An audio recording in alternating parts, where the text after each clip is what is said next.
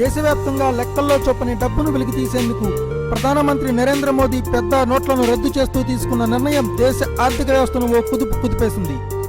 అయితే నల్ల డబ్బును రూపుమాపేందుకు అమలు చేసిన పెద్ద నోట్ల రద్దు ఆశించిన ఫలితాలు ఇవ్వకపోవడంతో కేంద్ర ప్రభుత్వం వీటిని రద్దు చేస్తూ తిరిగి వీటి స్థానంలో 1000 రూపాయల నోట్లను మళ్లీ ప్రవేశపెడుతుందంటూ వార్తలు వస్తున్న సంగతి తెలిసిందే.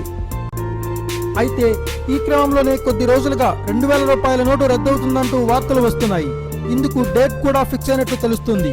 ఈ ఏడాది మార్చి 31 లోపు కొత్త 2000 నోటును రద్దు చేసే అవకాశాలున్నాయని అఖిల భారత స్టేట్ బ్యాంక్ అధికారుల సంఘం అధ్యక్షుడు థామస్ ఫ్రాంకో పేర్కొన్నారు. తిరుచిలో బుధవారం ఓ కార్యక్రమంలో పాల్గొన్న థామస్ విలేకరులతో మాట్లాడుతూ ఈ అంశంపై స్పందించారు. పెద్ద నోట్ల రద్దుతో సామాన్య ప్రజానీకం తీవ్రంగా నష్టపోయిందని, మధ్యతరగతి ప్రజలు తీవ్ర అవస్థలు పడ్డారని పేర్కొన్నారు.